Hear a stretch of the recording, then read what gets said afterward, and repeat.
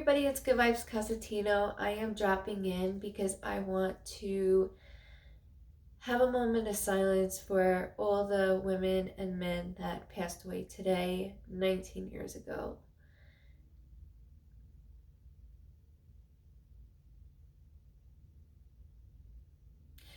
So I'm going to share my story as everybody in America remembers what they were doing at that very moment.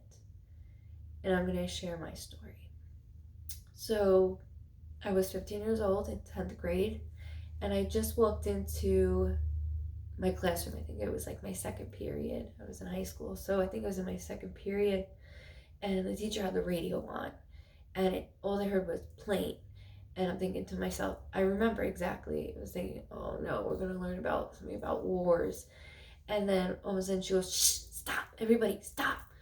And listen, like yelled. So we all were very confused. And then we hear the second plane has hit the World Trade Center.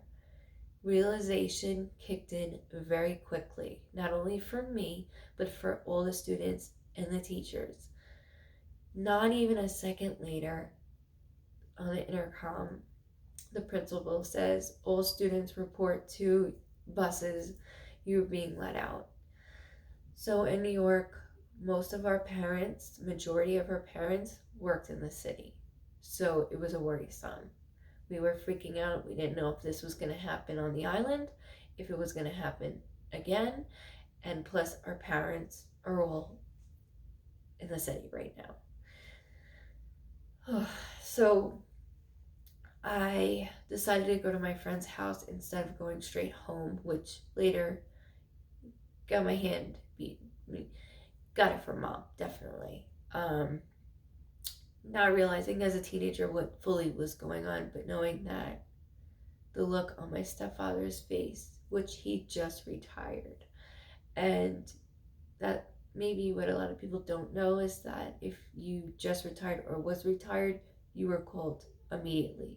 There are people that have flew in, that were volunteers from different states, that I need to thank all first responders and volunteers, bystanders, everybody that worked in that building.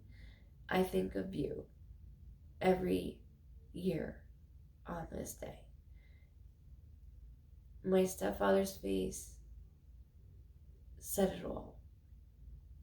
He worked on this site for 4 days straight. He came home and my mom made him leave his clothes outside. And me coming through, I picked them up to think, oh, just put them in the wash. And I remember her yelling, don't touch it, don't touch it. Because you didn't know what I was exposed to, what we were exposed to. So Butch, my stepfather, was in Rescue 4 for New York City Fire Department. And Rescue was the first one to go in, help their brothers and sisters, and then help everybody along the road. He was also a scuba diver as well. This man has stories for days. The only story he does not tell, or the only thing he does not talk about, is today. Matter of fact, he sent me a photo of him and all his brothers last night. And I said, thanks, Butch, I'm going to post this for tomorrow. And he said, no, you don't post that tomorrow. You post it any other day but tomorrow. And I'm respecting that. What these men and women don't realize that did survive is that they don't feel like they're heroes because this is their job. This is who they are. And I can understand that. Since 19 years, he has declined. And now he's really declining. He can't even get in the car anymore. And you would think from years on the job, a lot of years on the job, this would do this to his lungs and everything. He's broken every bone in his body, his nose several million times, which mom will laugh at me because I used to make fun of when I was younger at him. And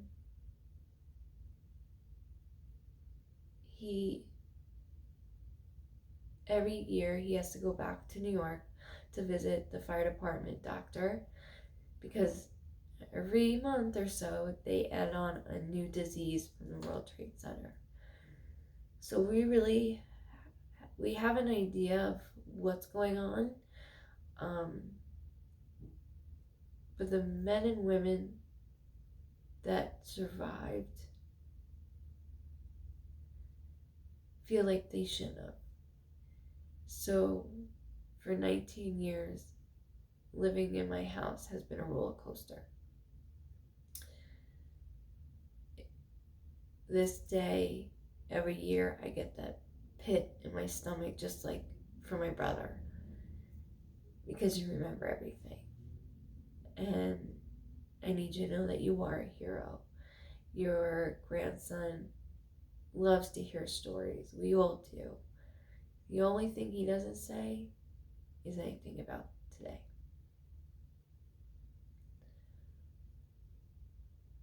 It's not easy. It was terrifying to know and to not know, are they okay? There was no cell phone reception. He had to stay there days at a time because the city was shut down and we lived on the island, so he couldn't go back and forth. The first 2 days they were told to just go in, get as many people as you can, come out, go back in, which that's their job, they do. And then on the third day or the fourth day, they were told, you have to wear a mask or you cannot enter. You cannot do anything. So all the debris and everything else in that matter, shape, or form that these ladies and gentlemen were inhaling has affected them, not even mentally, emotionally, but physically. And to watch him barely breathe, when this man goes into burning buildings, has fallen several flights out of windows, staircases. He was always breaking something. And for this day 19 years ago, to see his face will never leave mine. Remembering my mom and my stepdad going to over 300 funerals for his brothers and sisters that he has lost. This isn't only for first responders, EMTs, police officers, standbyers, but this is also for all the individuals that have passed away due to the World Trade Center. It has affected not only the men and women, but it's affected the families as well. We have been through a lot in my life. My family has been through a lot. And this was one of them. So I would like to thank everybody, all the fire departments that flew in from different states to help our brothers and sisters in need. All EMTs, police officers, standbyers, everybody that just came together as a unit. It feels like we were all in sync. We all felt and still feel the same way on 9/11 because we all remember what we were doing. That very moment in time, we all remember. Whether you were at work, in school, not in New York, doesn't matter. You remember. So I always tell Bobby, you're going to be learning about this in school and it's history. And going back to what we're going through right now, I tell him, your kids will be learning about this. The severity of 9/11, these men and women don't think they're heroes. We do. We remind them. They don't sit there on a pedestal. My stepfather will tell you stories for days about different fires and different tragic incidents that he had to go through with scuba diving. He was attendant to many of the planes that landed in waters. He did a lot. I remember seeing him on TV flipping through and saying, "Ma, I just saw Butch," and she'd be like, "Yeah, he'll never talk to the media." True. Um, he will not ever talk about today, ever. Matter of fact, last night he sent me a photo of him and a couple of his brothers, and I said, "Awesome, I'm gonna post this Butch tomorrow." He said, "No, not tomorrow. You can post it any day but tomorrow." So I'm respecting that. But I do want to say that you are a hero, not just to me, not just to Nico, Lukey, your son Sean, but to yourself. And you will always be remembered as one.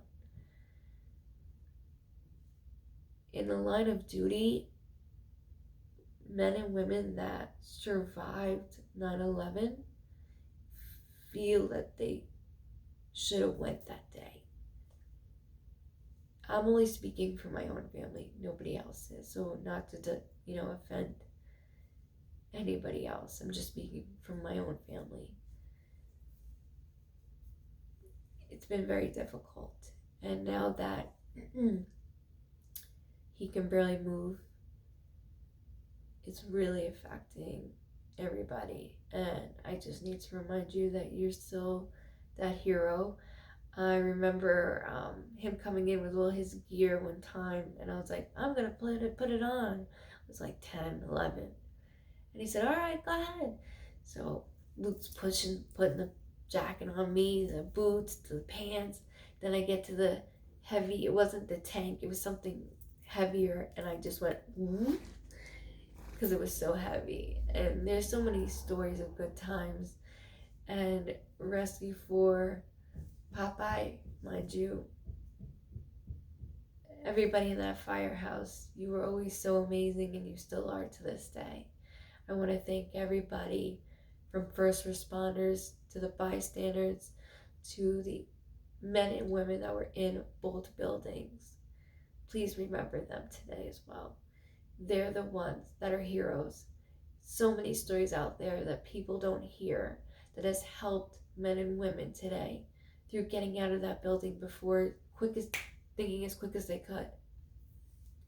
Some men and women today that had to take their own lives. This is the stuff that my stepfather doesn't talk about, and I know why.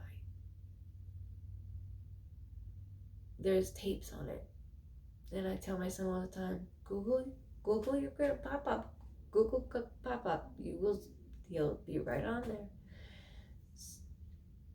because he's our hero. So I want to thank you, Butch, for not always your pain in the ass, but I need to thank you for serving your community, and you are a hero. Never forget that. Thank you, everybody else that has fought for your life for years and years and years, and now fighting for your life. Because I don't think of it that way.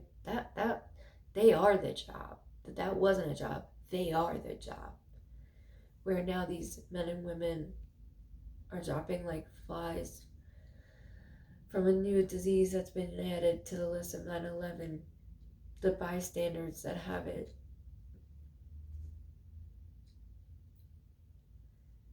Just remember that. I need to thank everybody so much, and I just wanted to have a moment of silence and tell my story as we all remember that moment on this day 19 years ago. So thank you again, Butch. Thank you, Rescue 4, for doing everything that you could, and you guys did the best.